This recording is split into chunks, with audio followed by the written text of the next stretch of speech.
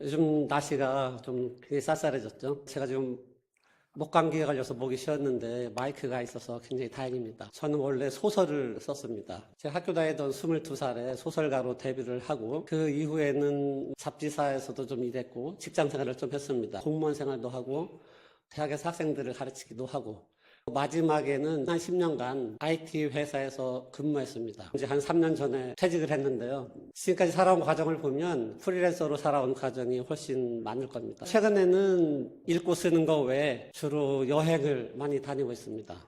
아마 모든 사람들의 은퇴한 뒤에 희망사항을 물으면 가장 먼저 여행을 하고 싶다 이렇게 말씀을 하실 겁니다. 한 1년에 한 3, 4개월 정도는 여행을 합니다. 제가 이제 최근에 출간한 저서 행복의 메커니즘에 대해서 여러분들과 함께 여러 가지 생각들을 나눠보고자 합니다. 아마 여러분들은 지금까지 살아오면서 행복에 대해서 늘 생각을 하죠. 어떻게 하면 행복하게 살 수 있을까? 무엇이 행복일까? 하지만 그것이 정말 진지하게 철학적으로 혹은 과학적으로 행복이란 무엇인가에 대한 질문을 접하면 정말 막막할 겁니다. 행복이란 게 정말 뭔가?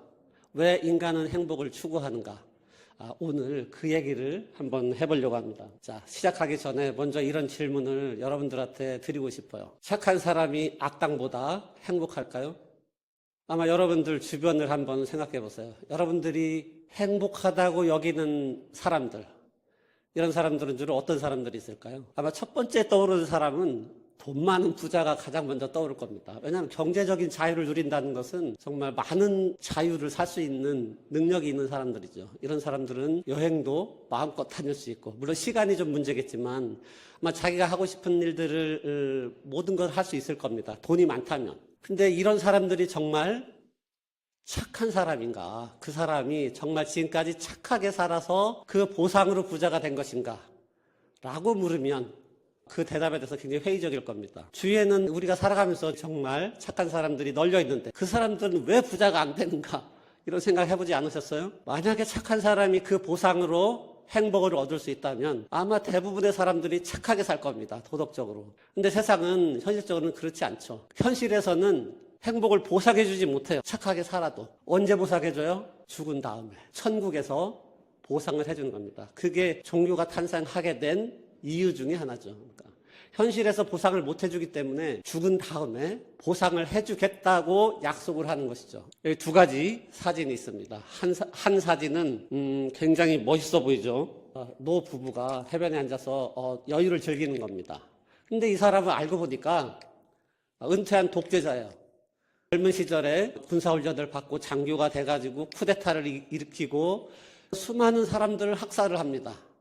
그리고 나중에 정치적 야망이 있어서 정권을 쿠데타를 일으켜서 결국은 정치적 반대자들을 학살하고 고문하고 수십 년간 독재자를 하면서 엄청난 부를 해외에 빼돌렸어요. 그런 다음에 정말 여유 있게 해외에 나가서 풍족하게 사는 겁니다. 이 사람이 행복해 보이나요? 자, 그럼 다음 사진들부터. 이건 미션에 나오는 영화의 한 장면이죠. 이 젊은 사람은 집안 대대로 어떤 신앙을 가진 집안에서 자랐어요. 그리고 젊은 시절에 나는 신의 뜻에 따라서 살겠노라 라고 작심을 하고 저 아프리카 오지에 가서 선교 활동을 벌입니다. 근데 전혀 받아들여지지 않는 거죠. 낯선 문화와 낯선 인종들 사이에서 받아들여지지 않는 거죠. 결국은 식인종들에 잡혀서 나무에 꿰어서 불에 구워져서 죽습니다.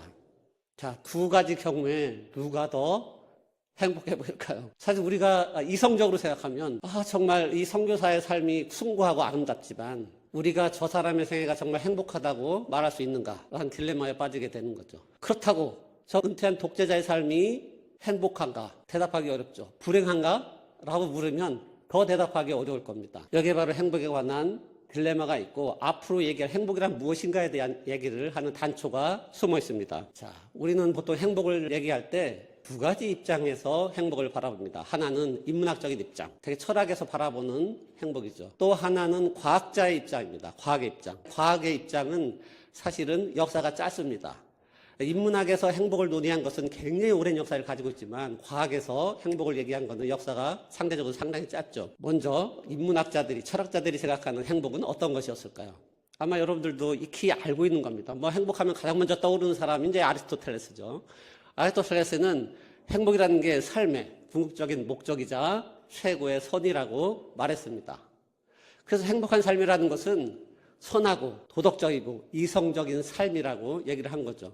임마누엘 칸트 역시 행복은 도덕법칙은 오직 행복해도 좋을 자격을 갖추기 위해 우리가 어떠한 태도를 취하면 하는지를 명령한다라고 얘기했습니다. 이 말은 뭐냐면 행복하기 위해서는 결국은 도덕적 의무를 가지고 살아야 한다는 얘기입니다. 그럼 반대로 이렇게 얘기할 수 있어요. 그러면 도덕적이지 않은 사람은 불행한가? 불행한가요? 도덕적이지 않은 사람들이 불행하게 살고 있나요? 여러분들 주변에? 아마 그렇지는 않을 겁니다. 이 철학자들의 행복에 대한 생각 중에도 크게 두 가지 부류로 나눕니다. 하나는 우리가 금욕주의, 하나는 쾌락주의라고 부르죠. 금욕주의는 여러분들이 잘 알고 있을 겁니다. 금욕주의를 대표하는 철학자들의 그룹은 바로 우리가 로마 시대의 스토아파라고 얘기했죠. 그 대표적인 인물은 바로 세네카입니다. 이 금욕주의자들은 지금까지 얘기했던 대로 철학자들이 생각했던 대로 행복이라는 것은 도덕적 삶에 대해서 도덕적 삶을 살아온 사람들한테 주어지는 마지막에 보상이라고 생각했어요. 도덕적으로 사는 사람들은 궁극적으로 행복에 도달할 수밖에 없다라고 생각을 하는 거죠. 행복한 삶이라는 것은 결국은 삶의 완성이다라고 생각을 했던 겁니다. 완성된 삶이라고 하는 것은 결국은 욕망의 절제를 통해서 얻어질 수 있다는 거죠. 욕망을 절제하고 이성적인 삶을 살아갈 때 결국은 행복에 도달할 수 있다라고 생각을 한 겁니다. 세네카는 그렇게 살았을까요?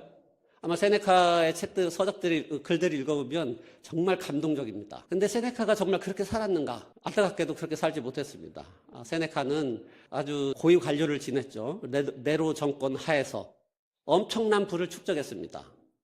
근데 마지막에 말년에 그 영모에 연루가 돼서 네로로부터 사약을 받습니다. 자결을 하라는 명령을 받죠. 세네카는 욕조에 따뜻한 물을 딱 받아놓고 옆에다가 와인 한 잔을 딱 놓고 자기 손목에 칼을 긋습니다. 결국은 그 욕조 안에서 서서히 죽어가죠.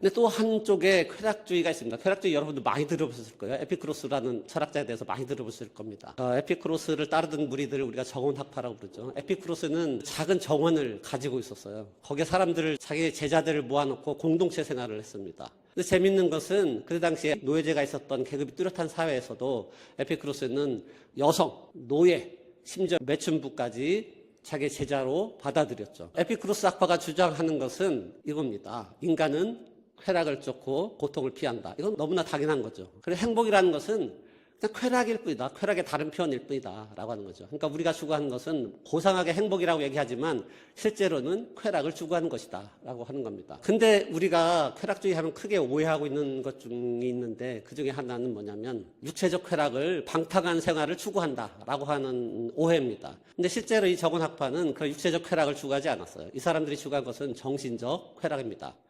그 정신적 쾌락, 아타락시아라고 부르는 상태는 어떤 상태냐면 육체에 고통이 없고 영혼에 방황하지 않는 영혼, 흔들리지 않는 영혼. 이것이 바로 이 사람들이 추구하는 아타락시아였습니다. 이 사람들은 쾌락이 곧 선이라고 주장을 했던 거죠. 우리는 다시 아까 이 논의로 돌아가서 도덕과 이성이 우리를 행복하게 하는가에 대한 근본적인 질문을 던져볼 수 있을 것 같습니다. 그러니까 인간은 굉장히 합리적이고 이성적인 존재라고 생각하지만 실제로 제가 아는 바로는 인간은 그렇게 이성적이고 도덕적이고 합리적인 존재가 아닙니다. 상대적으로 우리가 다른 동물에 비해서 그렇다는 것이지 인간이 우리가 생각하는 것만큼 합리적인 존재가 아니라는 거죠. 인간은 이성을 가지고 있지만 동시에 감정적인 동물입니다. 우리의 뇌가 그렇게 만들어졌어요. 그래서 이제 플라톤은 이렇게 얘기했죠. 인간은 두 마리 말이 끄는 전차를 조종하는 마부와 같다라는 거죠. 인간은 몸과 마음이 따로 놀죠. 몸이 원하는 것 그리고 마음이 원하는 것이 따로 놀죠. 이성과 감정이 따로 놉니다. 그래서 인간의 삶이라고 하는 것은 줄타기를 하는 거죠. 감정과 이성, 몸과 마음 사이에 줄타기를 하면서 이걸 얼마나 잘 조정을 하는가. 그 사람의 삶이 성공적인가 실패한 것인가를 결정이 난다는 겁니다. 우리가 알고 있는 공리주의 철학자 제레미 벤담은 이런 얘기를 했습니다. 자연은 인간을 두 군주의 지배 아래 두었다. 하나는 쾌락이며 다른 하나는 고통이다 라고 얘기합니다. 우리가 우리의 행동을 주동하는 것은 이 두 가지라는 거죠. 쾌락과 고통. 우리는 쾌락을 추구하고 고통을 회피하면서 우리의 모든 행동이 거기에 관련이 있다는 얘기입니다. 자, 그럼 이제 행복을 본격적으로 얘기하기 전에 행복에 영향을 미치는 요인들을 한번 쭉 적어봤습니다. 여러 가지가 있죠. 우리가 한 가지 때문에 행복한 게 아니라 수많은 요인들에 의해서 그 사람이 행복한가 아닌가가 결정이 된다는 거죠. 첫 번째는 생물학적 요인, 두 번째 심리적 요인, 사회적 요인, 개인의 행동 특성, 정신적 차원. 이렇게 나눠볼 수 있을 것 같습니다. 오늘 주로 얘기할 것은 첫 번째 생물학적 요인입니다. 과학자들이 생각하는 거죠. 생물학적 요인이고 이제 우리가 궁금해한 몇 가지만 우리가 중요하게 흥미를 끌만한 내용들 몇 가지를 말씀드릴 건데 하나는 결혼은 해야 하는가 말아야 하는가 그리고 우리 인생 전체를 봤을 때 어느 시기가 가장 행복한 시기인가 그리고 돈은 얼마나 있어야 행복한가 이런 얘기들을 하면서 나머지 요인들을 살짝 언급을 하겠습니다. 자, 여러분들한테 그러면 이 질문부터 드리겠습니다. 여러분들이 지금까지 살아오면서 어떨 때 행복하다고 느끼십니까? 어떨 때 행복하세요? 첫 아이를 낳았을 때, 그때 행복하죠. 아마 좀 연령대별로 좀 차이가 있을 것 같습니다. 또 다른 우리 젊은 사람들이 어떨 때 가장 행복하게 느껴요? 아마 뭐 연애를 할 때, 뭐 이때쯤 아닐까요? 젊은 사람들은. 자, 이제 우리가 앞으로 논의해야 될 점은 왜 그것을 우리가 행복하다고 느끼냐는 겁니다. 그 이유를 알아야 행복이란 무엇인가에 대한 답이 나오는 거죠. 우리가 행복했던 순간을 떠올려 보세요. 맛있는 음식, 고급 레스토랑에 가서 스테이크를 썰면서 와인을 곁들이는 거, 이거 굉장히 맛있죠. 이때 아마 막 고급 와인에다가 막 그런 테이블 세팅된 걸 딱 보면 나도 성공한 인생이구나 이런 걸 느낄 거예요. 그렇죠?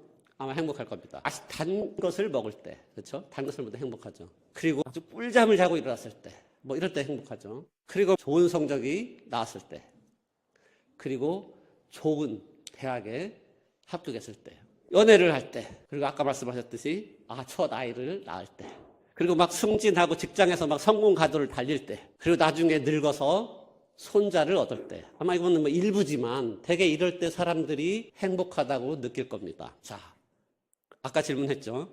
이것이 왜 행복합니까? 그 이유에 대해서 생각해 봤어요? 이 공통점은 무엇일까요? 자, 먹으면 행복합니다. 왜죠? 배부르니까.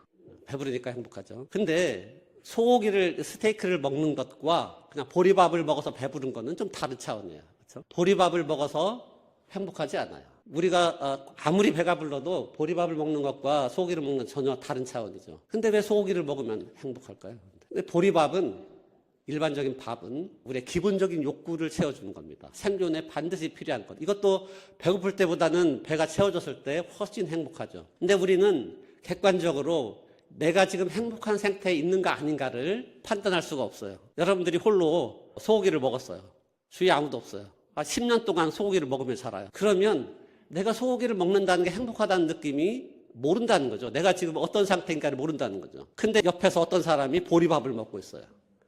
그러면 행복해지는 겁니다. 행복하다는 것은 다른 사람 기본 욕구를 제외하면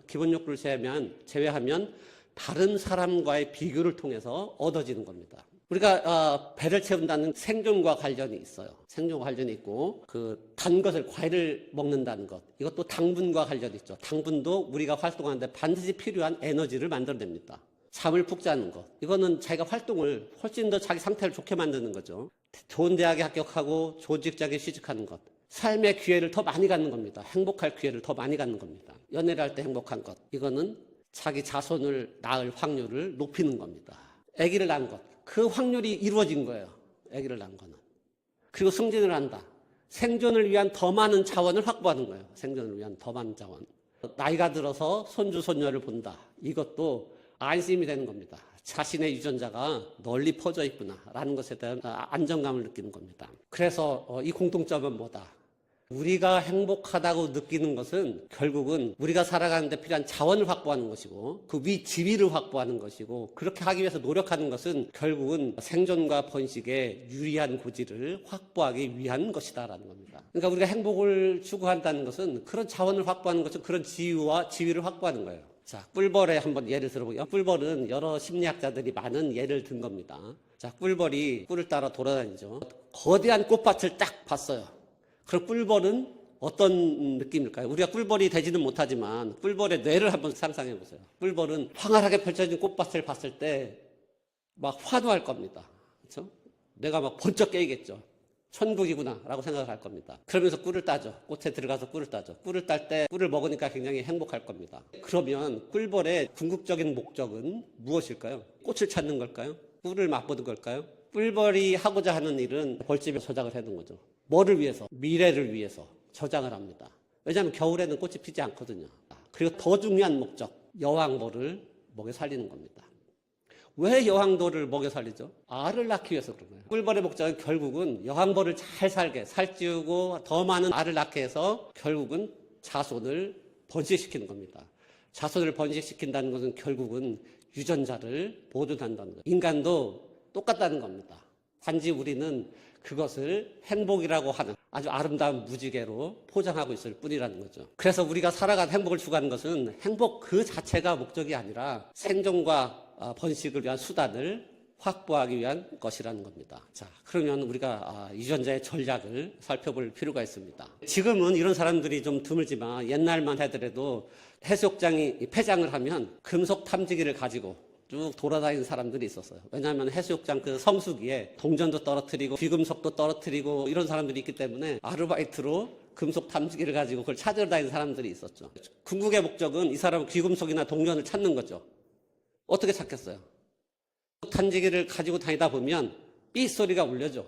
삐소리가. 그러면 그 삐소리를 쫓아가지고 가는 거죠.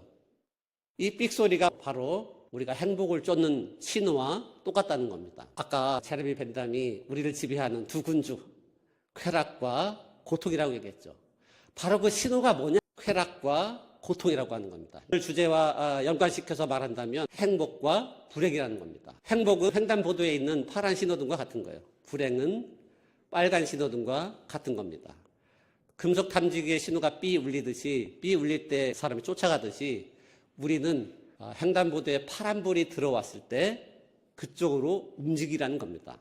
그게 유전자가 만든 전략입니다. 우리가 행복을 쫓다 보면 자연스럽게 생존과 번식에 도움이 되는 길로 가는 겁니다. 자연이 요구하는 그 길로 가게 돼 있는 거죠. 만약에 우리가 불행을 쫓는다.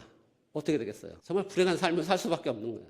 신호등처럼 빨간불과 파란불 동시에 있을 때 그 효능을 발휘하듯이 행복과 불행도 동시에 존재할 때 그 효능을 발휘하는 겁니다. 불행이 우리한테 정말로 꼭 필요하다는 겁니다. 자, 그림으로 나타내면 이런 겁니다. 인간은 나귀와 같아요. 위에 앉은 사람은 그야말로 자연이라고 얘기할 수 있죠. 자연의 전략은 뭐냐? 우리 같은 나귀 앞에, 인간 앞에 당근을 보여주는 겁니다. 그러면 당근을 쫓아서 우리는 걸어요. 그 길로 가는 거예요. 신호등을 따라가듯이.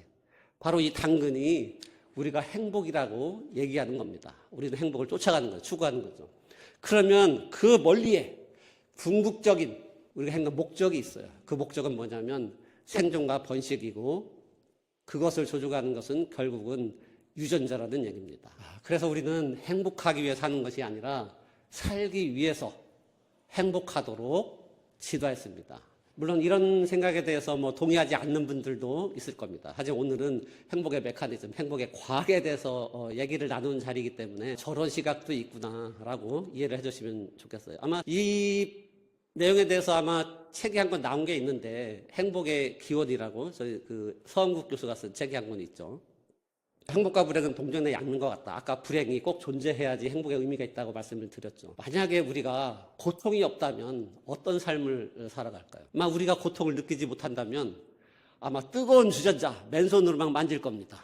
그럼 어떻게 돼요? 온몸이 상해서 다 썩어가겠죠. 만약에 공포심이 없다. 공포심이 없다면 아마 저런 절벽 같은 데를 막 뛰어다닐 겁니다. 고층 빌딩에서 이 건물로 저 건물 막 뛰어다닐 겁니다. 불안감이 없다. 불안감이 없다면 내일 시험인데도 내일 면접인데도 태평하게 놀고 있을 겁니다. 불행은 유전자의 전략 중에 하나입니다. 행복으로 인도하기 위한 생존과 번식을 위한 또 하나의 방편이라는 거죠. 시일과 날줄로 엮여진 삶을 살아가고 있다는 겁니다. 이 그림은 잘 아시는 그림이죠. 행복한 눈물이라는 겁니다. 우리는 행복한 동시에 슬픈 존재라는 거죠. 자, 그러면 이제 첫 번째 주제. 행복은 정말 유전되는 것일까? 행복이 유전된다라고 하는 것은 어떤 의미냐면 할아버지가 행복했으니까 아버지가 행복하고 아버지가 행복했으니까 내가 행복하고 이게 이런 의미가 아닙니다. 이런 의미가 아니고 유전자가 우리 행복감에 미치는 영향에 어느 정도 영향을 미치는가 하는 것에 대한 문제입니다. 행복에 관한 과학적 연구가 초기에는 이런 얘기까지 나왔습니다. 행복해지려고 노력하는 것은 키를 키우는 노력만큼 헛된 일이다. 데이비드 리켄이라고 하는 사람이 이제 논문에서 저런 얘기를 썼어요. 키는 90% 정도가 유전된다고 얘기를 합니다. 행복해지려고 우리가 노력하는 것은 키를 키우려는 놈은 헛된 일이다라고 하는 거죠. 그만큼 유전자의 영향이 강하다라고 이 사람이 주장을 했습니다. 이런 연구를 할 때 어떤 방식을 쓰자면 쌍둥이를 대상으로 연구를 합니다. 일란성 쌍둥이와 이란성 쌍둥이가 있죠. 이게 이제 유전의 영향인가 환경의 영향인가를 알아보려면 쌍둥이를 대상으로 연구를 해야 됩니다. 쌍둥이를 일란성 쌍둥이, 이란성 쌍둥이 일단 나눠요. 그 다음에 일란성 쌍둥이를 친부모 밑에서 자란 아이들과 양부모 밑에서 자란 아이들로 나눠요. 마찬가지로 이란성 쌍둥이도 친부모 밑에서 자란 아이들과 입양 가서 양부모 밑에서 자란 아이들을 나눠요. 그리고 이들을 그룹별로 종단 연구를 하는 거죠. 이 사람이 어떤 삶을 살아왔는지, 그리고 이 사람들의 심리 분석, 유전자 검사를 하는 거죠. 이런 방식을 통해서 행복에 유전자 영향이 얼마나 되는가를 연구를 합니다. 지금까지 이 연구를 쭉 살펴보면 약간씩 차이는 있지만 아마 초기에는 유전적 설정값이 50% 정도다. 50% 정도는 유전자 영향이라는 겁니다. 바꿀 수 없다는 거 50% 정도. 세팅 포인트라는 거죠. 이미 정해져서 나오는 거예요. 여러분들이 이미 태어날 때 퍼센트의 행복은 이미 정해져서 나오는 거예요. 그리고 10%는 환경, 부모, 출신 학교 뭐 이런 것들 환경이죠. 그 다음에는 의도적 활동, 그 사람의 행동, 습관, 추구하는 바, 가치 뭐 이런 것들이 다 이제 포함이 되는 거죠. 의도적 활동도 실제로는 그 사람의 성격과 밀접한 관련이 있어요. 예를 들면 영업활동을 전혀 못하는 사람한테 영업을 시킨다. 직장에서. 그 사람은 불행한 삶이에요. 이 사람들, 영업활동 사람들은 이제 외향적이고 이런 사람들이 이제 나가서 사람들도 만나고 말도 많이 하고 어울리고 사교적이어야 되는데 그런 활동을 못하는 사람들 있죠. 내성적인 사람들. 근데 외향성은 유전자의 영향을 굉장히 많이 받습니다. 그렇기 때문에 이 의도적인 활동도 유전자의 영향을 어느 정도 받는다고 얘기할 수 있습니다. 최근의 연구, 2024년, 작년에 나온 연구죠. 지금까지 나온 상당수의 많은 논문들을, 행복에 관한 논문들을 메타 분석을 해봤어요. 비교를 해본 거죠. 비교를 해봤더니 전체적으로 약 40%가 유전자의 영향을 받는다라고 이제 나왔습니다. 그러면 행복 유전자가 따로 있느냐? 지금까지 연구 결과의 논문들을 보면 수백 종이 있어요. 행복에 영향을 미치는 유전자들이. 어느 유전자가 특별히 행복 유전자라고 이름 붙일 수 없을 만큼 많은 유전자들이 있습니다. 그 유전자의 특징은 뭐냐면 유전자 변이가 대개 호르몬을 수용하는 것과 관련이 있습니다. 호르몬 수용체. 여기서 호르몬이라는 용어를 제가 사용하는데 보통 호르몬 얘기할 때는 두 가지를 포함합니다. 신경 전달 물질 그리고 호르몬. 신경 전달 물질과 호르몬은 약간 차이가 있어요. 전달 경로도 차이가 있고 확산 속도도 좀 차이가 있습니다. 되게 호르몬은 우리 체내에서 분비가 되는 경우가 많습니다. 그런데 신경 전달 물질은 뇌에서 분비가 되는 경우가 많고 전달 호르몬은 혈관을 통해서 전달을 하고 신경 전달 물질은 뇌에 있는 시냅스를 통해서 전달이 됩니다. 시냅스로 전달되는 신경 전달 물질의 전달 속도가 훨씬 빠릅니다. 호르몬보다. 예를 들면 느끼한 음식을 먹었어요. 그것도 뇌로 전달이 되겠죠. 신경계를 통해서. 느끼한 느낌, 약간 거북한 느낌, 이건 굉장히 좀 오래 걸려요. 근데 뇌를 통해서 전달되는 것. 예를 들면 우리가 가다가 누가 나한테 욕을 하는 소리를 들었어요. 그럼 어때요? 바로 반응이 나오는 거죠. 어떤 놈이야 하고 딱 반응이 나오는 거죠. 이건 굉장히 빠른 속도로 정보가 전달되는 거죠. 신경 전달 물질 호르몬이 어떤 호르몬인가 잠깐 설명을 할 텐데 그 호르몬을 수용하는 뇌에서 수용하는 수용체 변이, 유전자 변이가 굉장히 많은 영향을 미친다는 겁니다. 그리고 유전자를 보니까 인종, 민족 간의 차이가 있어요. 예를 들면 남아메리카나 아니면 아프리카는 그쪽에 사는 사람들을 보면 굉장히 흥이 많죠. 여유롭고. 근데 아시아인들은 그렇지가 않아요. 아시아인은 좀 경쟁적이고 집단의 눈치를 많이 보죠. 인종 간에도 이 유전자의 차이가 존재한다는 겁니다. 남성과 여성의 정신적 행복 수준은 비슷한데 남성은 육체적인 쾌락, 감각적인 쾌락에 굉장히 민감하다는 겁니다. 유전자 자체보다는 호르몬이 끼치는 영향이 상당히 많다. 그 유전자가 호르몬 수용체와 관련이 있기 때문에 그렇습니다. 다음에는 우리 뇌를 한번 살펴보겠습니다. 뇌과학의 역사는 그렇게 길지 않지만 우리의 마음에 대해서, 우리의 마음은 어디에 있을까요? 이렇게 물으면 옛날에는 가슴을 가르쳤죠. 이 가슴에 우리 마음이 자리 잡고 있다. 요즘에는 과학자들은 뇌에 우리의 마음이 자리 잡고 있다고 그럽니다. 뇌과학자들은 첫 번째 견해를 마음은 뇌의 전기화학적 작용의 결과다라는 겁니다. 우리의 뇌는 굉장히 복잡하게 생겼는데 우리가 그 정보를 전달할 때 신경회로를 통해서 쭉 전달이 되죠. 두 번째 견해는 마음은 우리의 생물학적 구조와는 별개라는 거죠. 우리의 몸에 있지 않다. 우리의 마음이라는 것은 영원히 존재한다고 보는 거죠. 따로 별개로. 그래서 항상 그 과학자들과 종교인들이 갈등하는 겁니다. 이 견해 차이 때문에. 종교인들은 어떤 영혼이 영적인 존재라고 하는 것은 우리의 몸 밖에 따로 존재한다고 보는 거죠. 근데 이제 과학자들은 그 영혼이라는 것은 우리 몸 안에 있고 물질적으로 만들어진 것이다라고 보는 겁니다. 좀 허무하죠. 우리의 영혼이라고 믿었던 것들이 전기화학 작용, 입자들의 작용일 뿐이다라고 얘기하면 좀 허무한 느낌이 들죠. 그래서 아직도 이것을 해결하지 못하고 서로 갈등하고 있는 겁니다. 우리가 긴장과 불안을 유발하는 신경전달물질 또는 호르몬 이런 게 있고요. 여기서 가장 우리한테 민감한 영향을 끼치는 게 맨 밑에 있는 코르티솔이라고 하는 스트레스 호르몬이라고 우리 흔히 부르는 거죠. 이거는 몸에서 만들어집니다. 부신이라고 하는 우리가 신장 바로 위에 붙어 있는 부신이라고 하는 곳에서 만들어지는 거죠. 행복에 영향을 미치는 것은 크게 네 가지를 들 수 있죠. 많이 들어보셨을 거예요. 도파민, 세로토닌, 엔돌핀, 옥시토신. 도파민은 이제 우리 행복에 거의 절대적인 영향을 미치는 존재입니다. 일단은 보상, 어떤 행동에 대한 보상을 주고요. 보상이라는 게 결국은 쾌락입니다. 그럼으로써 긍정적인 행동, 생존과 번식에 이익이 되는 행동을 할 때 쾌감을 주고 그 쾌감이 그 행동을 강화시킵니다.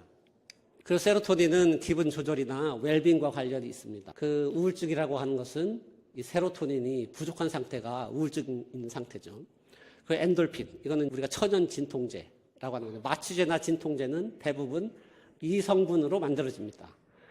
그리고 옥시토신, 이거는 신뢰에 관련이 있습니까? 그러니까 엄마와 아기 사이의 행복감, 이런 게 바로 이 옥시토신 때문에 이런 젖을 분비하게 만듭니다. 근데 요즘에는 스프레이로도 나와 있어요. 옥시토신이. 판매를 합니다. 도파민은 굉장히 중요하다고 말씀을 드렸는데 우리가 도파민을 욕망의 화학적 쾌팩이라고 얘기합니다. 욕망의 문을 열고 닫는 역할을 하는 겁니다. 우리가 무엇을 하고 싶다, 무엇을 원한다, 이건 전부 다 도파민과 관련이 있어요. 그리고 이제 세로토닌을 기분의 화학적 조절기라고 얘기합니다. 우리가 우울하거나 침체되거나 좀 활달하거나 이런 상태가 세로토닌의 상태와 관련이 있죠. 이제 항우울제라고 하는 것은 우리가 우울증에 걸렸을 때 항우울제를 먹죠. 항우울제라고 하는 것은 우리 뇌에 분비된 세로토닌의 흡수를 억제하는 역할을 하는 겁니다. 뇌에 좀 오래 남아있게 하는 역할을 하는 게 항우울제죠. 지금부터 도파민에 대해서 말씀을 드리려고 합니다. 도파민이 움직이는 회로, 이걸 우리가 보상회로라고 얘기를 합니다. 그림처럼 저 화살표 방향이 도파민이 이동하는 경로입니다. 우리가 맨 앞에 있는 이게 뇌관이라고 부릅니다. 파충류 동물도 갖고 있는 부분입니다. 그 위에 이렇게 동그랗게 되어 있는 부분이 우리가 벼전개라고 하는 부분이죠. 벼전개는 보통 포유 동물이 갖고 있는 겁니다. 여기서는 주로 감정을 생산한다고 얘기하죠. 그리고 뇌관은 거의 생존, 기본 욕구를 담당을 합니다. 싸우고, 도망치고, 먹고, 짝짓기 하고 이런 것들이 뇌관에서 담당을 하는 거죠. 그 맨 위에 있는 게 이제 대뇌 피질인데 다른 포유 동물들도 약간의 피질을 갖고 있죠. 그런데 인간은 굉장히 큰 피질을 갖고 있습니다. 너무 커서 뇌가 어떻게 할 수가 없어요. 그래서 뭘 만들었느냐? 주름을 만들었습니다. 뼈는 쉽게 진화가 안 되잖아요. 주름을 만들어서 꾸겨 넣은 거예요. 꾸겨 넣다 보니까 주름이 생기고 주름을 통해서 표면적을 넓힌 거죠. 그래서 우리가 다른 동물들에 비해서 대뇌 피질의 넓이가 용량이 굉장히 큰 겁니다. 아기가 태어날 때 여성들이 굉장히 고통을 겪잖아요. 출산의 고통을 겪죠. 왜 그런가? 여성의 골반이 진화하기 전에 우리 뇌가 먼저 진화했기 때문에 그렇습니다. 그러니까 옛날 같으면 초식 동물을 보세요. 들판에 막 뛰어가다가 그냥 새끼를 쑥쑥 낳아요. 그렇죠? 그리고 조금 있으면 새끼가 바로 일어서요. 왜냐하면 그냥 있으면 포식자들한테 잡아먹기 때문에 바로 일어나서 움직일 수 있어야 되는 거죠. 인간은 그렇지 못해요. 인간은 낳기도 어렵지만 기르기도 어려워요. 자궁 속에서 뇌가 너무 빨리 커졌기 때문에 나올 때 너무 힘든 거죠. 골반을 빠져나오기가. 그래서 숨구멍을 만들었어요. 어쩔 수 없이. 그래서 찌그러지는 거죠, 나올 때는. 나온 뒤에도 다른 동물들은 막 뛰어다니지만 인간은 어떤 경우는 30살까지 부모의 품 안에서 자라고 있는 거죠. 그거는 뇌가 성장할 기간을 확보하기 위해서 그런 겁니다. 뇌는 언제까지 성장을 하느냐? 25살까지. 전두엽이. 구조는 굉장히 일찍 형성이 되지만 우리가 사고를 판단하고 하는 가장 중요한 영역인 전두엽은 25살 때 최고조에 이릅니다. 그 다음부터는 점점점 쇠퇴하죠. 연구에 의하면 전두엽이 유지할 수 있는 것이 55세까지라고 그럽니다. 엄청나게 운동하고 엄청나게 공부를 많이 해야 55세까지 정상적인 기능을 유지한다고 그럽니다. 대부분의 사람들은 25살부터 점점 쇠퇴하기 시작하죠. 하여튼 이런 보상회로 도파민 시스템이 우리의 행동의 동기를 만들어낸다라는 거죠. 이것이 행복과 굉장히 중요한 영향을 미칩니다. 근데 우리 뇌에는 만약에 그 도파민 시스템만 있다면 우리는 끝없이 죽을 때까지 욕망만 추구하다가 죽을 겁니다. 우리 뇌에는 다른 시스템이 하나 더 있어요. 쾌감 시스템 혹은 만족 시스템이라고 부르는 좋은 라이팅 시스템입니다. 그림에서처럼 욕망 시스템 위쪽으로 약간 위쪽으로 이동을 하고 쾌감 시스템은 약간 밑쪽으로 이동을 합니다. 쾌감 시스템에 작동하는 그 욕망 시스템은 도파민이 작용한다고 그랬죠. 아래쪽 쾌감 시스템이 작동하는 신경 전달 물질은 오피오이드 계열이라고 합니다. 보통 우리가 엔돌핀 계열이 가장 많이 알려진 것이 엔돌핀이고 그다음에 아편이 있습니다. 아편은 우리 뇌에서 이 엔돌핀이 사실은 그 아편과 같은 역할을 하는 거죠. 이제 마약이라고 하는 것은 아편에서 추출한 추출물을 가지고 인공적으로 뭔가를 새로 만들어내는 겁니다. 그러니까 이 약물이 뇌를 속이고 뇌 걸르는 이 여과를 통과해서 우리 뇌에 침투를 하는 겁니다. 그래서 마약에 중독이 되는 거죠. 근데 이 조음 시스템의 장점은 뭐냐면 욕망을 잠시 멈추게 해줘요. 만족을 하는 거죠. 어떤 자기가 추구하던 것이 얻어지면 잠시 멈춰서서 만족을 느끼게 해주는 것이 바로 쾌감 시스템입니다. 자, 쥐를 가지고 실험을 해봤어요. 자, 원암은 아까 행동의 동기를 만들어낸다고 그랬죠. 그래서 추구하는 과정에서 즐거움을 느낍니다. 예를 들면 왜 아까 도파민은 추구하는 과정에서 즐거움을 느끼는데 도파민은 목적의식적인 행동을 만들어내요. 무엇을 공부를 해야 된다. 공부를 왜 하는가? 거기에는 기대가 있는 거죠. 내가 공부를 해서 좋은 대학에 갔을 때 어떤 상태가 될 것인가를 기대를 하는 거죠. 우리가 여행을 떠나보면 가장 즐거운 순간이 언제예요? 여행을 계획할 때입니다. 앞으로 한 달간 여행을 떠난다. 그럼 여행 리스트 목록을 다 만들고 가성비 좋은 비행기표를 예약을 하고 전망 좋은 호텔을 예약을 하고 이때 막 행복합니다. 야, 가서 뭐 할 거야, 뭐 할 거야. 이게 도파민의 역할입니다. 여행을 가겠다라고 하는 목적의식적인 행동의 동기가 되는 거죠. 근데 막상 여행을 가면 어때요?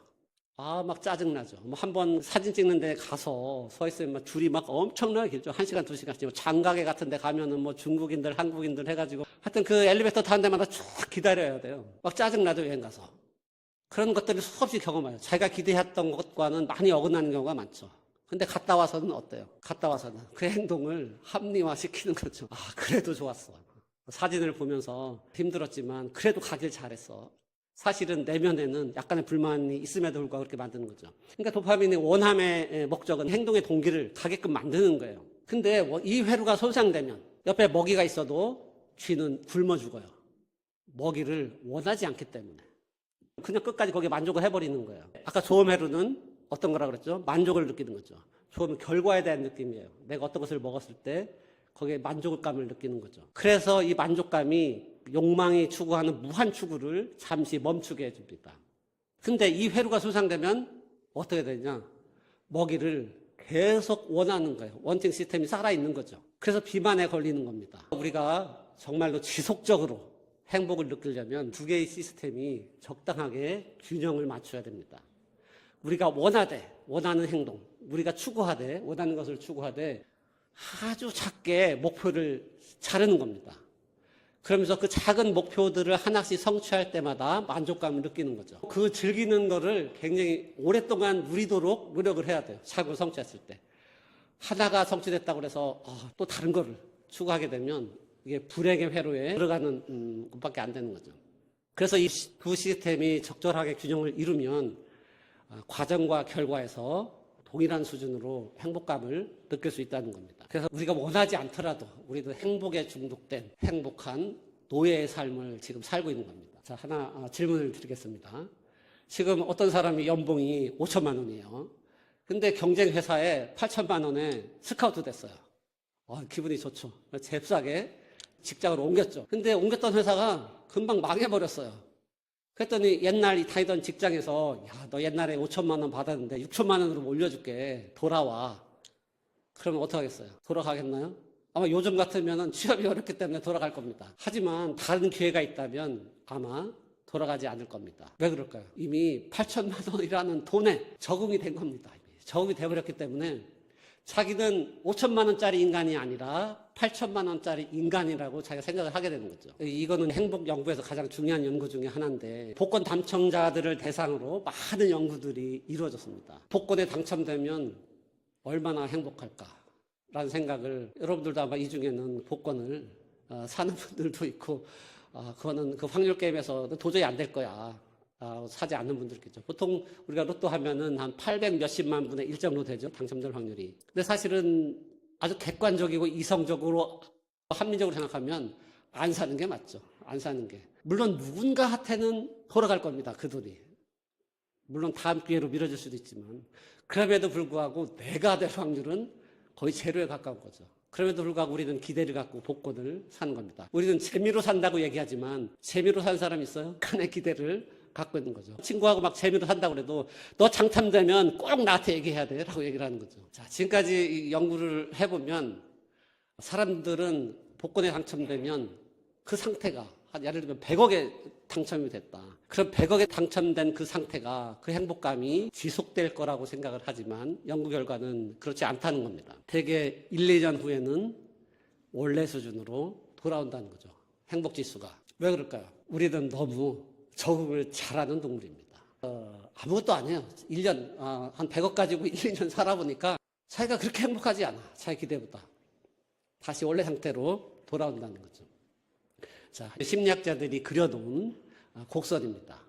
자기가 무엇인가를 소유하거나 성취했을 때 그 상태가 계속될 거라고 믿지만 시간이 지나면 점차 하락하기 시작해서 결국은 원래 상태로 돌아온다는 겁니다. 이걸 우리가 적응이라고 얘기했죠. 쾌락 적응이라고 얘기를 합니다. 일정 수준을 넘어서면 우리가 획득하거나 소유하거나 이룬 것이 일정 정도를 넘어서면 효용은 감소한다는 거죠. 우리가 학교 다닐 때 한계 효용 체감의 법칙 이런 거 배웠죠. 빵 하나를 먹을 때는 효용이 엄청나지만 두 개를 먹을 때, 두 개, 세 개를 먹을 때부터 효용이 점차 감소를 하죠. 그러다가 배가 부르면 더 이상 효용은 없어지는 거예요. 근데 비슷하다는 겁니다. 뇌는 늘 더 나은 것을 원하는 겁니다. 근데 우리 도파민 시스템은 한계 효용 체감의 법칙이 적용되지 않아요. 빵을 한 개, 두 개, 세 개 먹을 때 그 기본적인 욕구를 충족시킬 때는 효용이 감소하지만 우리는 대체 식품을 찾습니다. 그게 욕망의 시스템이에요. 왜 빵을 먹어? 빵을 먹더라도 파리바게트에서 호텔 베이커리로, 호텔 베이커리에서 외국의 뭐 유명한 욕망이 상승한다는 겁니다. 환계 효용 체증이 되는 거죠. 우리의 욕망 시스템은. 이거는 계속 더 나은 것을 원하기 때문에 우리는 쳇바퀴를, 쾌락의 쳇바퀴 안에서 계속 제자리를 맴돌고 있는 겁니다. 처음에 욕망이 있어요. 그 욕망을 노력을 해요. 그 욕망을 충족시키기 위해서. 그러다 결과적으로는 열심히 노력해서 그 욕망을 성취하죠. 근데 만족을 어느 정도 해요. 근데 아까 얘기했듯이 바로 적응이 됩니다. 적응이 되면 더 큰 욕망이 꿈틀거리기 시작하는 거죠. 여러분들이 만약에 지금 한 5억짜리 아파트에 살고 있어요. 그러면 여러분은 드디어 이제 내 인생에서 내가 꿈꾸던 내 집을 마련했어 라고 거기서 욕망이 멈추나요? 아닐 겁니다. 이제 지금부터 신축 아파트를 노려야지. 그러면 신축 아파트 기회를 노리면서 계속 노력을 하는 거죠. 근데 시간이 지나서 한 10억짜리 신축 아파트를 구입을 했어요. 그럼 거기서 멈출까요? 절대로 아닐 겁니다.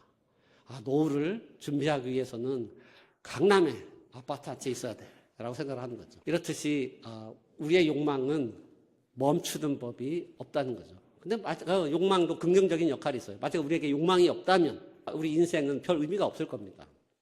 우리가 그런 욕망을 끊임없이 추구하기 때문에 자기 개발을 하고 더 노력을 하고 성취하려고 노력을 하는 것이죠. 그러면 이런 쳇바퀴에서 달려면 어떻게 해야 할까요? 아까 도파민 시스템은 우리한테 긍정적인 행동의 동기를 제공하고 그 쾌감을 보상을 해주지만 아주 심각한 부작용이 있습니다.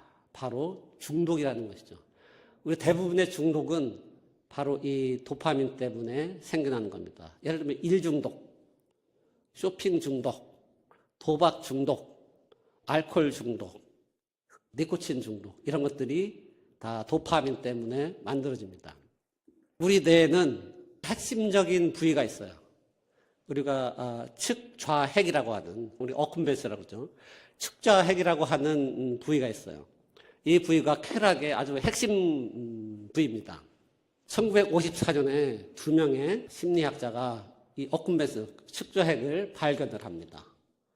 이때부터 뇌과학이 아주 비약적인 발전을 시작하죠. 위에 그림을 보면 쥐가 레버를 누르면 먹이가 나오도록 상자를 만들었죠. 위에다가 스피커를 설치해놓고 소리를 들려줍니다. 그리고 밑에 불이 깜빡깜빡하죠. 그러면 쥐는 그것을 보고 발을 누르죠. 그러면 먹이가 떨어집니다. 이건 우리가 예전에 조건반사나 학교 다닐 때 배웠죠. 이렇게 학습을 하는 겁니다. 근데 이 두 학자는 약간 실험을 변형했어요. 뇌에다가 전극을 꼽은 겁니다. 전극을 꼽고 여러 부위를 실험하고 관찰을 했죠. 근데 어느 특정 부위에 딱 자극을 하니까 이 쥐가 먹을 것도 안 먹고 하루 종일 이 봐만 누르는 겁니다. 짝짓기도 안 하고. 그래서 왜 그랬을까라고 추적을 해보니까 무한 쾌락을 부위가 이 쥐 뇌에 있었던 겁니다. 그것이 오늘날 우리가 측좌핵이라고 부릅니다. 이 쾌락 때문에 보상회로라는 것들을 발견해내고 중독의 시스템을 알게 된 거죠. 이 중독이라는 것은 습관을 통해서 만들어집니다. 그 습관은 무의식적으로 만들어지죠. 보통 우리가 의식적인 존재라고 흔히 생각하기 쉬운데 실제로는 무의식이 우리 사고나 행동의 거의 대부분을 차지하죠. 보통 한 95% 정도가 우리가 생각하고 행동하는 것의 한 95% 정도가 무의식적으로 이루어진다고 합니다. 그것마저 부족하는 학자들도 많죠. 예를 들면 자유의지. 인간이 자유의지가 있느냐 없느냐. 만약에 내가 손을 들었으면 이거는 내 의지에 따라 손을 든 것이냐 아니면 무의식이 의식을 조정해서 손을 든 것이냐. 이 논쟁이죠. 근데 이 논쟁은 아직까지도 계속되고 있고 그 안에서도 수준에 따라 여러 가지 논의가 있습니다. 하지만 상당수의 그 신경과학자들이 자유의지는 존재하지 않는다라고 여기고 있어요. 뇌의 물리적인 것에 의해서 우리의 행동이 촉발된다고 보는 것이죠. 만약에 우리에게 무의식이 없다면 우리는 단 하루도 살 수 없을 겁니다. 우리가 아침에 일어나서 행동하는 것들을 가만히 살펴보세요. 아침에 일어나서 눈 떠가지고 자리에서 일어나서 욕실에 가서 이를 닦죠. 근데 우리가 이를 닦을 때 오늘은 누구를 만나니까 좌로 6번, 우로 6번, 아래 위로 6번 이렇게 계산하고 이를 닦지 않아요. 그냥 무의식적으로 습관대로 닦는 겁니다. 걸을 때도 마찬가지죠. 걸을 때 돌이 탁 앞에 보여요. 돌멩이가. 우리 피해가죠. 본능적으로 피해가죠. 근데 그것을 피할 때 저 돌은 나와 50cm 거리에 있고 저 피하려면 내 왼발은 50도 각도로 몇 걸음을 어디로 피해야 되고 왼발은 어떻게 피해야 된다. 이렇게 계산하지 않는다는 겁니다. 야구 선수가 공을 받을 때도 마찬가지죠. 포물선을 계산해가지고 공을 계속 받지 않아요. 그 무의식화된 습관으로 공을 받는 것이죠. 그래서 우리는 무의식이 없으면 살아갈 수가 없어요. 그 습관이라고 하는 것은 결국은 이런 무의식적으로 만들어지는 겁니다. 그러면 이 습관은 왜 만들어지는가? 뇌는 효율을 추구합니다. 우리가 왜 수학을 싫어해요? 수학 좋아하는 사람도 더러 있기는 합니다만 우리가 수학을 싫어하는 이유는 생각을 해야 되기 때문에 싫은 거예요. 고민을 해야 되잖아요. 뇌는 이런 거 정말 싫어합니다. 뇌는 빠른 해결책을 원해요. 뇌는 부피 몸무게 2%를 차지하지만 에너지는 한 20% 이상을 소비해요. 그러니까 뇌가 거의 우리 기관 중에서 에너지를 가장 많이 사용하는 기관입니다. 뇌는 가능한 하면 이 에너지를 아껴 써야 돼요. 그래서 불필요한 행동, 일상적인 행동 이런 것들을 가능하면 습관으로 만들어버려요. 우리가 매일 칫솔질 할 때마다 개수할 필요는 없잖아요. 그러니까 아주 습관으로 만들어버리는 거죠. 걸을 때마다 개수할 필요는 없는 거죠. 습관으로 만들어버리는 거죠. 근데 중독도 마찬가지예요. 그냥 어떤 신호가 있으면 바로 반응하게 만들어놨어요. 우리 예를 들면 재떨이를 보면 담배를 피우고 싶던 욕망을 바로 땡기는 거죠. 그래서 습관은 바꾸기가 매우 어렵습니다. 왜냐하면 이거는 우리 뇌를 물리적으로 변화시켜야 되기 때문에요. 우리 뇌에는 1000억 개의 뉴런, 신경세포가 있고 약 수백조 개에 이르는 시냅스가 있습니다. 시냅스는 신경섬의 연결 부위죠. 근데 이 시냅스, 하여튼 저게 뉴런의 모습입니다. 뉴런의 모습이고 저게 돌기가 쭉 뻗어나와요. 뻗어나와서 다른 세포의 수상돌기하고 만나요. 거기에서 정보가 전달되는 거죠. 이 시냅스는 우리가 쓰면 쓸수록 효율이 높아져요. 왜냐하면 우리가 전선을 쓰면 전선에 피복을 입히죠. 그 피복을 입히는 뭐 여러 가지 이유가 있지만 가장 중요한 이유는 전달 효율을 높이기 위해서입니다. 누전을 방지하기 위해서죠. 신경 시냅스도 마찬가지예요. 거기다 피복을 입힙니다. 우리가 이걸 수초화 과정이라고 그래요. 수초화. 미엘린이라고 하는 걸 입히는 거죠. 이걸 입히면 우리 뇌에 고속도로가 생기는 거나 마찬가지예요. 전문가라고 하는 것은 어떤 사람들이냐? 이 수초화가 잘 된 사람이에요. 일생을 살아가면서 50번 정도 저 피복을 감을 수 있다고 그래요. 뇌 안에서. 그러니까 50번 정도 감긴 사람은 전문가입니다. 어떤 한 분야에. 척 보면 아는 사람. 이 사람은 이 수초가 잘 된 사람이에요. 건물 딱 보면 뭐 구조가 어떻게 되고 뭐 어떻게. 이 사람은 오랜 경험과 학습을 통해서 이미 도가 통한 사람이죠. 근데 습관도 마찬가지예요. 습관도 도 같은 사람이에요. 그 분야에서. 마약이나 알코올이나 그냥 저게 입혀져가지고 그냥 보기만 해도 아는 거예요. 그냥 자동적으로 자동 반사로 그런 행동이 나오는 겁니다. 그러면은 이거를 어떻게 벗겨낼 것인가? 방법은 없어요. 중요한 거는 신경회로는 쓰면 쓸수록 저 피복이 두껍게 감기는 거고 안 쓰면 쇠퇴하는 겁니다. 그러니까 쓰지 않아야 돼요. 저 회로를. 그러니까 우리가 어렸을 때는 저 시냅스가 엄청나게 생겨납니다. 우리 어린 시절에 뇌가 막 처음 성장할 때는. 그러다 어느 순간에 이르면 조금씩 잘라내기 시작해요. 어떤 걸 잘라내느냐? 안 쓰는 것. 안 쓰는 것을 잘라내기 시작합니다. 근데 이 잘라내는 과정에서 약간 문제가 생겨요. 우리가 알고 있는 어떤 것들, 예를 들면 특별한 방면에 재주가 있는 사람들이라든지 아주 약간 자폐라든지 이런 것들을 이것과 연관시키는 학자들도 있습니다. 잘라내는 과정에서 잘못 연결되거나 아니면 필요한 걸 잘못 잘라내거나 이제 문제가 생긴다는 거죠. 그래서 새로운 습관을 만들어야 돼요.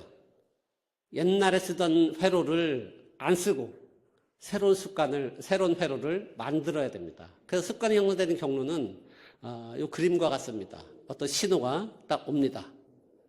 그 다음에 행동을 하죠. 그 행동이 자꾸 반복되면 반복적인 행동이 됩니다. 근데 그 행동에 대해서 보상이 따라요. 그러니까 술을 마시면 기분이 좋아지죠. 이게 보상이죠. 담배를 피면 뭔가 안정감을 느끼고 즐거움을 느끼죠. 이게 중독이 되는 겁니다. 이거를 바꾸려면 어떻게 되느냐. 일단 신호가 왔을 때 신호 자체를 없애야 돼요. 아까 얘기했죠. 흡연을 하던 사람이 금연을 하려면 일단 그 신호를 주는 것들을 없애야 돼요. 예를 들면 잿더리를 없애야 됩니다. 저도 지금 금연을 한 지가 몇 년 안 되는데 아직도 드라마에서 흡연 장면을 보면 피고 싶어요. 그게 신호죠, 일종의. 물론 가리긴 하지만 가린다고 저 사람이 담배를 안 피우는구나 이렇게 생각하진 않아요. 저 사람이 담배를 피우는 모습을 보면 그 욕구가 똑같이 솟구칩니다. 그러니까 이 신호 자체를 없애야 된다는 거죠. 그리고 그 행동을 자기가 지금까지 습관적인 행동을 다른 행동으로 바뀌어야 돼요. 저 같은 경우는 금연을 할 때 보이차를 맞았어요. 옛날에 커피를 마셨거든요. 근데 커피는 흡연 욕구를 더 강하게 해요. 옛날에는 흡연하고 커피 마시고 이러니까 그게 일종의 보상이 돼서 그 행동이 더 강화된 거죠. 커피를 보이차로 바꿨습니다. 그러니까 조금 바뀌더라고요. 보상은 가장 좋아하는 걸로 바꿔야 돼요. 예를 들면 운동을 안 하던 사람이 운동을 시작한다. 처음에는 굉장히 귀찮죠. 나가기 귀찮죠. 근데 갔다 와서 정말로 자기가 좋아하는 것, 예를 들면 온신욕을 한다든지 반신욕을 한다든지 따뜻한 물에 목욕을 담그고 와인을 한 잔씩 마신다든지 이런 자기가 좋아하는 행동을 보상을 줘야 된다는 겁니다. 그래야만 이 습관, 우리의 신경회로가 바뀔 수 있다는 거죠. 중요한 것 중에 하나가 같이 할 사람을 찾는 겁니다. 예를 들면 다이어트를 한다. 쉽지 않죠. 먹는 것도 정말 중요한 보상 행위 중에 하나이기 때문에 이걸 바꾸기가 쉽지 않죠. 같이 할 사람을 찾는 것, 이것도 굉장히 중요하죠. 같이 운동을 다니고 같이 이 행동을 바꾸고 하는 것들, 이런 것도 중요하다는 겁니다. 자, 세상을 바꾼 습관들이 있어요.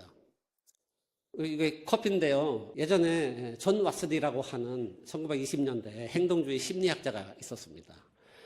이 사람이 한 말 중에 유명한 말이 있죠. 나에게 12명의 아이들을 데려다 주면 내가 원하는 직업으로 다 만들 수 있다. 직업에 종사할 수 있다. 판사는 판사로, 쟤는 판사로, 쟤는 검사로, 쟤는 의사로 만들 수 있다라고 후원장담을 했습니다. 그래서 이 사람은 베이비박스라는 걸 만들었어요. 시중에 판매도 했습니다. 박스를 만들어서 일정한 환경 조건을 만들어 놓고 자기가 의도하는 바대로 아이들을 기르게 한 겁니다. 물론 그 장사는 잘 안 됐어요. 그 행동주의 심리학 대표적인 학자 중에 한 사람인데 우리가 스키너는 잘 알죠. 스키너와 같이 했던 사람이에요. 이 사람이 대학 교수였는데, 존홉킨스 대학의 교수였는데, 이 사람이 조교하고 바람을 피다 발각이 돼서 쫓겨납니다. 쫓겨나서 이 사람이 어디에 취직을 하느냐? 광고회사에 취직을 해요.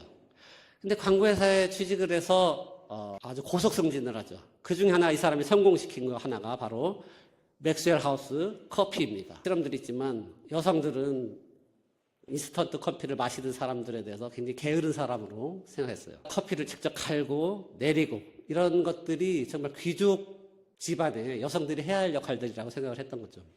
지금은 많이 바뀌었거든요. 커피를 어떻게 성공을 시켰느냐. 이 사람이 만든 것 중에 가장 유명한 게 커피 브레이크입니다. 우리가 커피 타임을 만든 거예요. 그래서 1950년대는 그게 상당히 히트가 되죠. 히트가 돼서 1950년대는 노동조합에서, 미국의 노동조합에서 커피 타임을 달라고 협상 조건으로 내걸 정도였어요. 그러니까 여러분도 아시다시피 이제 선진국 같은 경우는 근로시간이 좀 노동시간이 짧은 대신에 휴식 시간도 거의 없죠. 거기는 뭐 15분 휴식 막 이렇잖아요. 그래서 이제 커피 타임을 달라고 요구를 하는 거죠. 커피 타임이 생기면서 사람들은 일정 시간만 되면 커피를 딱 떠올리는 겁니다. 여러분들도 아마 출근하자마자 가장 먼저 하는 일이 커피 타는 일 아니에요? 커피 마시는 일. 이제 성공을 시켰죠. 이것이 일종의 보상이죠. 휴식과 여유로움을 주는 커피라는 것이. 치약도 마찬가지입니다.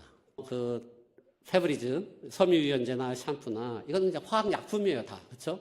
우리가 알고 단지 덜 해로운 약품일 뿐이죠. 근데 치약은 뭐가 들어가요? 마모제 들어가죠. 계면활성제 뭐 이런 거 들어갑니다. 듣기만 해도 좀 끔찍한 이름들이죠. 그러면 어떻게 치약을 사람들이 사게 하겠는가? 보상을 줘야 돼요. 어떤 보상을? 우리가 치약 이를 닦으면 어때요? 한 느낌이 들죠. 박하향이 나고 향기가 납니다. 그리고 뭔가 실제로 깨끗해졌는지는 모르지만 이가 좀 하얘진 느낌 막 이런 게 드는 거죠. 바로 이것이 보상입니다. 이 보상을 광고를 통해서 계속 강조를 한 거죠. 섬유유연제.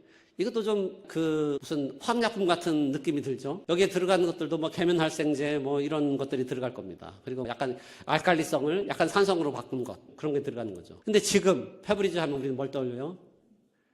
향기를 떠올려요. 향기. 이거 보상입니다. 보상. 샴푸의 보상은 뭘까요? 거품입니다. 거품. 만약에 머리를 감는데 거품이 안 난다고 생각을 해보세요.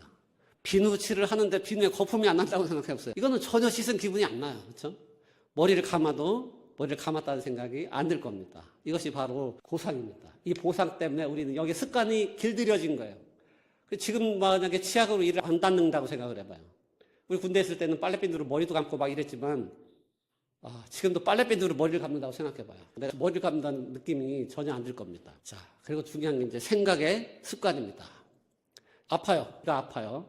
치과에 갔습니다. 근데 의사가 이런 얘기를 해요. 지금 당장 뽑아버리겠습니까? 근데 지금 뽑으면 한 사흘 동안 밥도 못 먹고 굉장히 아픕니다. 두 번째, 무통치료를 하면서 한 달간 기다립니다. 근데 아마 나을 확률도 있고, 근데 그때 낫지 않으면 그때 마취하고 뽑겠습니다. 이제 안 아픈 거죠. 어떤 것을 선택하겠어요? 아마 사람마다 선택의 사흘간 굉장히 고통스러운 사흘을 보내고 깨끗하게 해결하겠다. 아마 이 라식 수술이나 이런 것도 마찬가지예요. 처음엔 막 보이지도 않고 뭐 눈도 못 뜨고 그러니까 힘들겠죠. 근데 무통치료를 하면서 한 달간 지켜본다. 근데 이게 사흘간 고통보다는 덜 고통스럽지만 아마 고통의 총량으로 따져보면 한 달간 참는 게 훨씬 더 클 겁니다. 그렇죠? 심리 실험 결과 두 번째를 사람들이 더 많이 선택을 했습니다. 사흘간 고통에 기다리면서 나을지도 모르니까 라는 기대를 갖고 기다린다는 겁니다. 자, 이건 재밌는 실험인데요. 이게 4가지 경우가 있습니다. 4달러를 받는다, 4달러를 잃는다, 1000달러를 잃는다, 110볼트의 전기 충격을 당한다, 자신이 선택한 여배우와 키스할 수 있다. 5번의 경우 수가 있습니다. 근데 다음의 결과를 얻을 수 있다면 그러면 당신은 얼마를 지불하겠는가? 어디에 가장 많이 돈을 걸고 싶어요? 여성분들은 남성분들은 아마 100% 가장 많은 돈을 베팅할 겁니다. 근데 재밌는 거는 먼저 하고 싶은 순서대로 나열해보시오라고 한 거예요. 어떤 거를 가장 먼저 하고 싶어요? 다른 분들은. 자신이 선택한 여배우와의 키스가 첫 번째일 것 같죠? 아니었어요. 자신이 선택한 여배우와의 키스는 2번, 사흘 뒤였습니다. 왜 그랬을까요? 아까 제가 도파민에 대해서 말씀드렸죠. 사흘간 그 여배우와 키스하는 것을 상상하면서 그 사흘을 누리겠다라고 하는 심리가 작동한 겁니다. 심리학자들은 별별 실험들을 다 하죠. 자, 다른 경우입니다. 누가 더 고통스러울까요? 20차례 연속으로 강한 충격을 가합니다. 그 두 번째는 무작위로 약한 충격 17번, 강한 충격 3번 이렇게 줍니다. 근데 누가 더 고통스러웠을까요? 20번 강한 충격을 연속적으로 준 경우와 약한 충격 17번, 강한 충격 3번. 근데 이거는 무작위예요, 무작위. 이건 반복적으로 20번을 딱 하지만 이거는 가끔 이렇게 했다가 좀 기다렸다가 한 거죠. 무작위로. 순서도 막 바꾼 거죠. 두 번째, 저가 더 고통스럽다고 사람들이 답하더라고요. 왜냐하면 20번은 예측이 가능합니다. 그렇죠? 똑같은 반복적인 충격의 강도가 올 것이다 라고 예측이 가능합니다. 하지만 무작위로 했을 때는 예측이 불가능해요. 이게 약한 충격이 올지 강한 충격이 올지. 쾌락의 첫 바퀴에서 벗어나자라고 하는 것은 지금까지 한 얘기들을 종합해보면 오랜 기간에 한 번에 하나씩 천천히 성취하는 겁니다. 만약에 쇼핑을 한다면 구매를 절제하고 있다가 장바구니에 하나씩 담아놓는 겁니다. 그리고 매달 15일 나는 이거 살 거야 라고 하는 거죠. 그러면 매달 행복한 겁니다. 이걸 한꺼번에 장바구니에 있는 거 한꺼번에 다 사버리면 한 번은 행복할지 모르지만 또 고통스럽다는 거죠. 기대되는 행복은 두고두고 음미하라. 아까 여배우와 키스했죠. 당장 이루려고 하지 마세요. 그러니까 내가 이룰 확률이 있다면 그것을 천천히 음미하면서 이루라는 거죠.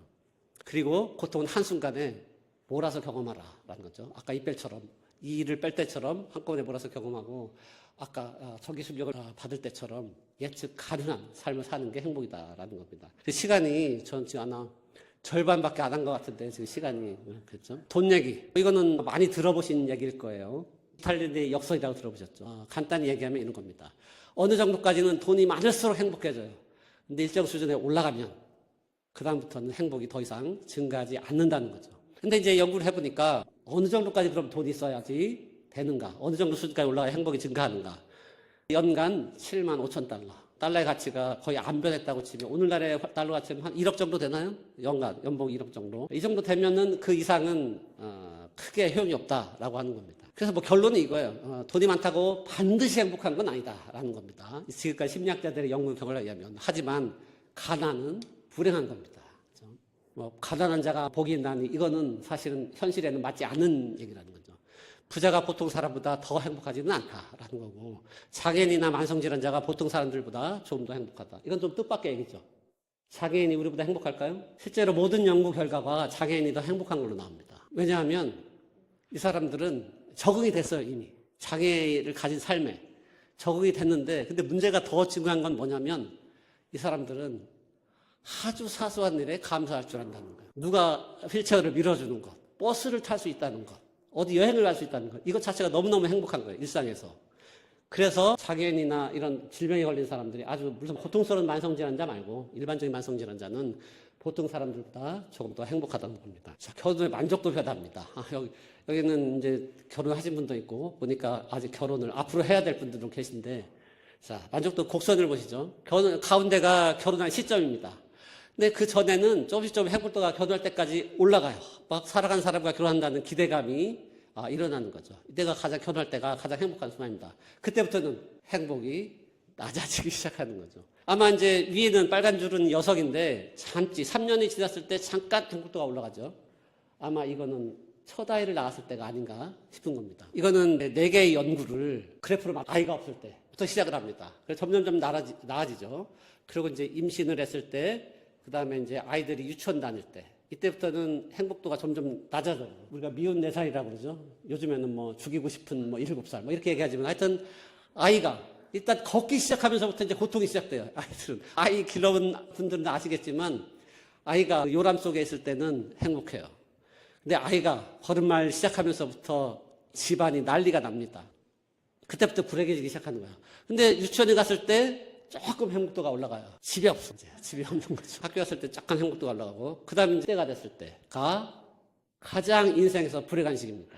중학생, 우리가 중2병이라고 그러죠. 이때부터 시작해서 고등학생 때까지 이때부터 모든 부모가 지옥의 시련기를 견디고 있는 겁니다. 그 다음에 10대를 지나면 좀 행복이 높아져요. 그 다음부터는 첫 아이가 집을 떠날 때, 독립을 할 때, 이때부터는 이제 점점 더 높아지죠. 그리고 그 은퇴했을 때도 행복도가 낮아지는 게 아니에요. 은퇴했을 때도 행복도가 높아져요. 그리고 배우자가 사망했을 때.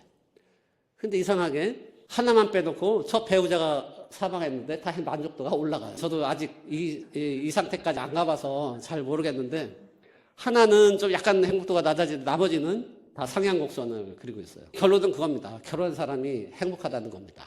행복하다는 거고, 자, 중요한 거. 가장 행복한 사람, 동거만 하는 사람이 가장 행복합니다.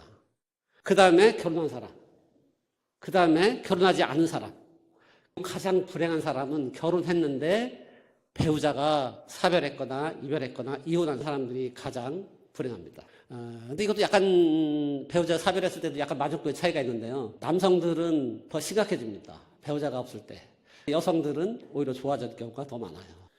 가족들을 부양할 사람이 없기 때문에 굉장히 고통스럽지만 곧 이것도 적응이 됩니다. 적응하는 데 걸리는 시간 8년. 8년이 지나면 예전과 똑같이 돌아간다는 겁니다. 우리의 인생 주기를 전체적으로 봤을 때 40대가 가장 불행합니다. 이때가 언제? 자녀가 10대일 때 가장 불행합니다.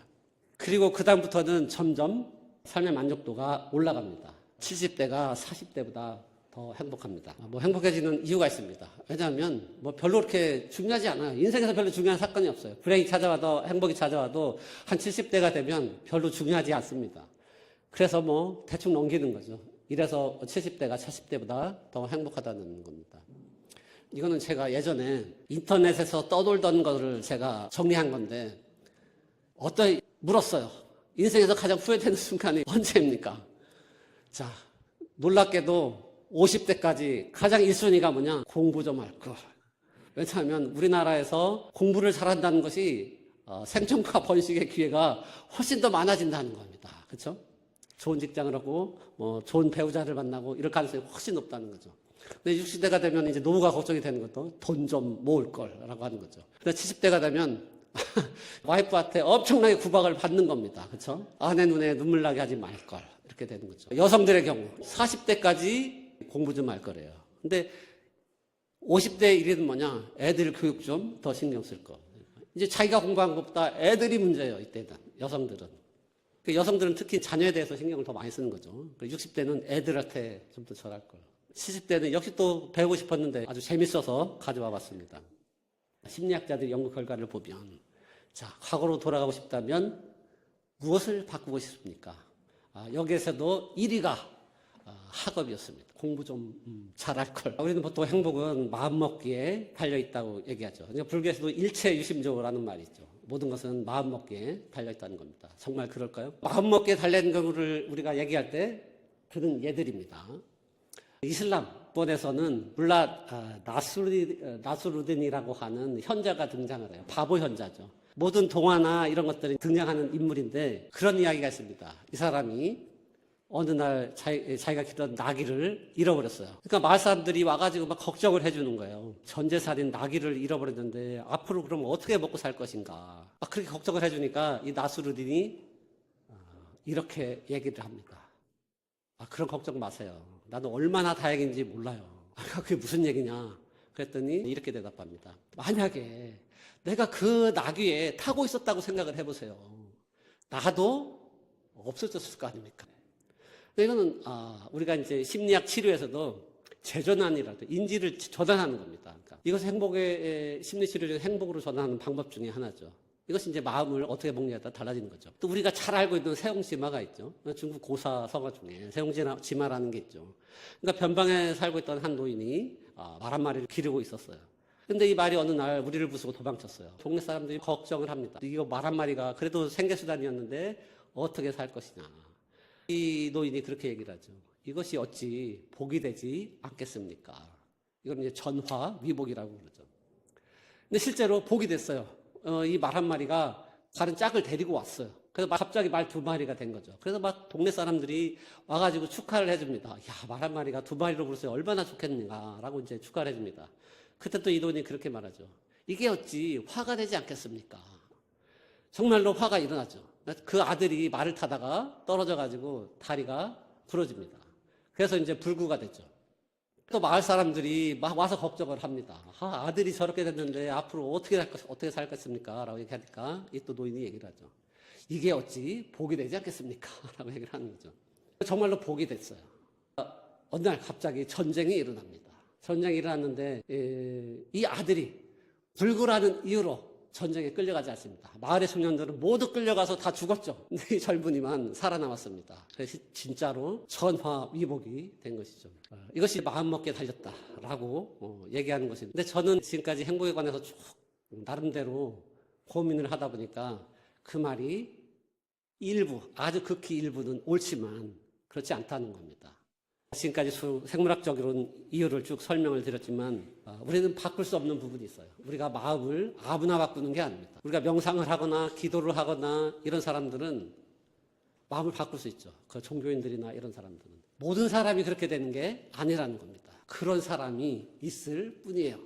만약에 돈 버는 거를 인생의 최고의 목표를 가지고 있고 이 성취하는 것을 도파민 혈류가 잘 발달해서 오직 성취하는 것을 행복을 느끼는 사람한테는 무소유가 행복이다라는 말은 통하지 않는다는 겁니다. 굳이 어떤 사람들한테 이것이 행복이다라고 강요할 수는 없는 겁니다. 제가 오늘 마지막으로 드릴 수 있는 말은 생긴 대로 살 수밖에 없다는 거죠. 우리는 생긴 대로 사는데 그래도 우리는 아까 5%의 우리가 의식적인 존재라고 그랬죠. 우리가 그나마 다른 동물에 비해서 되뇌필이 발달해 있고 사고하고 판단할 수 있는 능력이 있는 겁니다. 양심에 꺼리끼는 일을 하지 않을 선택권이 있고 죄를 짓지 않을 선택권이 있는 거죠. 자기 자신의 욕망 시스템이 발동을 시키면서 남한테 피해를 입히고 죄를 짓고 그렇지 않을 수 있는 존재가 바로 인간이라는 존재입니다. 인간한테 도덕이라는 것도 마찬가지로 지금까지 제가 설명한 대로 생존과 번식을 위한 수단으로 진화해 왔습니다. 과학자들에 의하면. 그러니까 도덕이라는 것이 어느 날 갑자기 뚝 떨어진 게 아니에요. 우리는 잘 살기 위해서 그리고 남하고 칼을 들고 싸우지 않기 위해서 도덕이라는 것을 진화시킨 겁니다. 집단 내에서. 그래서 우리가 우리 뇌를 사회적 뇌라고 부르기도 합니다. 우리는 아직까지는 의식적으로 이성을 가지고 선택할 권한이 있고 그럴 자유가 있고 그렇게 더 도덕적인 존재로 나아갈 충분한 여지를 가지고 있는 동물이라는 겁니다. 오늘은 행복에 대해서 말씀드렸는데 행복은 우리가 인간에 대해서 탐구하는 여러 가지 주제 중에 하나입니다. 도덕도 마찬가지고 우리 행동, 사람. 그래서 오늘은 그 많은 사람들이 추구하는 관심을 갖고 있는 행복에 대해서 말씀을 드렸습니다. 혹시 질문이 있으면 질문을 받도록 하겠습니다. 작가님께서 어떻게 행복의 과학적 연관성에 관해서 책을 쓰시게 되셨는지 좀 궁금합니다. 저도 원래 이제 소설을 썼었는데 어느 순간에 막 회의가 들기 시작. 제가 인생을 살면서 가장 고민했던 인간은 왜 이런가라고 하는 겁니다. 아마 여러분들도 다 행복한 세상, 행복한 삶을 원하죠. 모든 사람들이 평등한 자유와 권리를 누리고 모든 사람들이 풍족하게 사는 세상을 원하죠. 근데 모든 사람들이 그런 세상을 원하는데 왜 안 이루어질까? 그런 세상이. 이것이 저의 근본적인 의문이었어요. 모든 사람들이 착하게 살면 되는데 왜 어떤 사람들은 악하게 살고 어떤 사람들은 선하게 살면서 피해를 보고 또 어떤 사람들은 선하게 사는데 결국 삶에서 보상을 받지 못하고 어떤 사람들은 악하게 사는데 선한 사람들보다 더 행복하게 사는가 하는 것이 제 의문이었어요. 그래서 그 의문을 해결하는 과정에서 처음에는 이제 인문학 서적들을 주로 읽었죠. 인문학 서적들이 철학을 아무리 읽어도 해답을 안 줘요. 이렇게 살면 된다라고 하는 당위만 얘기하는 거죠. 인간은 선하게 살아야 된다. 왜 인간이 선하게 살아야 되는가? 왜 선하게 사는 인간한테 보상을 주지 않는가에 대한 해답을 안 줘요. 물론 옛날 선비들, 그런 사람들은 철학자들, 귀족 철학자들, 이런 사람들은 보상이 주어진다고 해서 가난해도 행복할 수 있다. 행복할 수 있다. 라고 얘기를 하지만 일반 평범한 사람들한테는 그게 보상이 아니거든요. 그런 의문을 가졌기 때문에 처음에는 인문학 공부를 하다가 나중에 과학에서 답을 찾아보자라고 생각을 해봤죠. 그래서 과학을 공부하게 됐고 그 중에서도 생물학을 공부하게 됐고 생물학을 공부하면서 진화에 관심을 갖고 진화의 과정에서 특히 제가 이제 꽂힌 부분은 진화심리학이라는 부분이에요. 진화심리학은 거기에 대해서 많은 반론도 있지만 제가 궁금해하던 점들을 아주 적확하게 얘기해주고 있었어요. 그것이 틀리든 맞든. 이제 그 틀린 부분에 대한 논쟁도 많이 봤죠. 그러면서 이제 제 나름대로 과학적인 사고를 하게 됐습니다. 제가 과학을 공부하게 된 이유 중에 하나죠. 온라인에서 질문이 몇 가지 올라왔는데요. 중독되었다는 말씀이 인상적입니다. 과학적으로 보았을 때, 욕망의 충족이라고 보았을 때 행복을 지향하는 것이 중독 행위가 되는 것은 아닌가 생각이 듭니다. 이러한 것도 사람마다 다 다른 거라고 생각하면 될까요?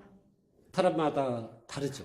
그거는 신경회로에 대해서 말씀을 드렸는데 그 회로가 다르기 때문에 사람마다 회로가 다르고 또 일정 부분은 그 호르몬이나 신경전달 물질을 전달하는 신경회로가 유전자의 영향을 받기 때문에 사람마다 다릅니다. 아까도 얘기했듯이 또 환경에 영향을 미치기 때문에 그 어떤 환경에서 자라냐에 따라서 조금씩 다르죠. 근데 욕망이라고 해서 우리가 무조건 배척할 수 있는 건 아닙니다. 예를 들면 무소유를 한다는 것. 이거는 욕망일까 아닐까요? 이것도 욕망입니다. 왜냐하면 무소유야말로 인간이 흉내낼 수 없는 타의 추적을 불허할 수 있는 가장 최고의 품질을 가진 욕망입니다. 누가 흉내를 내겠어요, 그것을. 그래서 우리가 무소유를 추구하는 사람들을 존중하는 겁니다. 그렇기 때문에 우리가 그런 부를 탐하는 도덕적으로 일탈하지 않는 한 부를 탐한다고 해서 우리가 욕할 수 있는 건 아니죠. 어떤 무소유를 추구하거나 가난하기 행복이다라고 얘기하는 사람들을 또 비난할 것도 아니고 그 사람을 특별히 존중할 것도 아니라고 생각을 합니다. 작가님의 저서의 소제목인 나의 행복은 타인의 행복과 연결되어 있다는 이번 강연에서 어떻게 이해하면 좋을까요? 저는 그 얘기를 좀 뺐습니다. 사회적 행복과 관련이 있다는 것은 우리가 사회적 뇌에 대해서 얘기했죠. 지금까지 뇌의 기능 중에 사회적 판단, 사회적 규범, 특히 이제 도덕 같은 경우 이것들이 우리가 사회적 뇌를 갖고 있기 때문에 가능한 겁니다. 근데 행복도 혼자 행복하기 위해서 우리가 진화한 게 아니에요. 같이 집단 내에서 행복하도록 진화한 거죠. 예를 들면 대인관계를 생각해 보세요. 혼자 고립되어 있는 경우와 다른 많은 사람들과 공동체에 참여하면서 그 사람들 관계를 맺고 그 사람들을 교감하고 이런 것들이 우리가 살아가는데 가장 큰 행복을 주는 것 중에 하나일 겁니다. 여러 가지 심리적인 연구들이 있는데요. 내 곁에 행복한 사람이 있을수록 나는 더 행복해집니다. 내 옆에 불행한 사람이 있을수록 나는 더 불행해집니다. 이게 퍼센테이지까지 나와 있어요. 근데 이 관계가 멀어질수록 우리가 3단계 이론이라고 그러는데 그 행복한 사람이 거리가 멀어질수록 행복에 영향을 주는 강도가 약해집니다. 가장 행복해지려면, 내가 행복해지려면 주위에 행복한 사람들을 많이 둬야 돼요. 그리고 그 사람을 행복하게 하려면 내가 행복해야 됩니다. 이게 물결처럼, 동심원의 물결처럼 행복이라는 게 점점 퍼져나가는 거죠. 그런 의미에서 우리는 행복은 서로 타인과 연결되어 있다라고 얘기했어요. 이 앉아서 얘기를 들어주시느라고 이제 감사합니다. 다음 기회에 또 뵐 기회가 있다면 그동안 사진만 보다가 보니까 이 지관사가 정말 아늑하고 정말 좋은 공간이 생겼구나라는 생각을 합니다. 들어주셔서 감사합니다.